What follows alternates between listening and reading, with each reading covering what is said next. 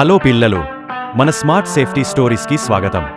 ఈ రోజు మనం ఒక చిన్న కథ ద్వారా ఒక ముఖ్యమైన సేఫ్టీ నియమం నేర్చుకోబోతున్నాం. ఒక ఉదయం రవి మరియు అతని స్నేహితులు స్కూల్ బస్సులో స్కూల్కి వెళ్తున్నారు. అందరూ చాలా సంతోషంగా అరే ఉన్నారు. రవి, చూడు చూడు, నేను నిలబడ్డాను. ఎంత ఫన్ గా ఉంది. డ్రైవర్ అంకుల్, మమ్మల్ని చూడండి. మనం అందరం కలిసి పాట పాడుదాం.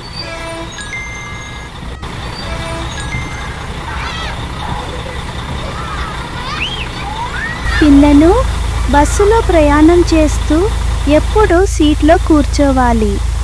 అలా చేస్తే అందరూ సురక్షితంగా స్కూల్కి చేరుకుంటారు. పిల్లలు గుర్తుంచుకోండి, బస్సులో ప్రయాణం చేస్తూ ఎప్పుడు సీట్లో కూర్చోవాలి. అప్పుడు అందరూ సురక్షితంగా స్కూల్కి చేరుకుంటారు. రవి తన తప్పు తెలుసుకున్నాడు. Uncle, sorry. ఇక నుంచి నేను ప్రశాంతంగా కూర్చుంటాను.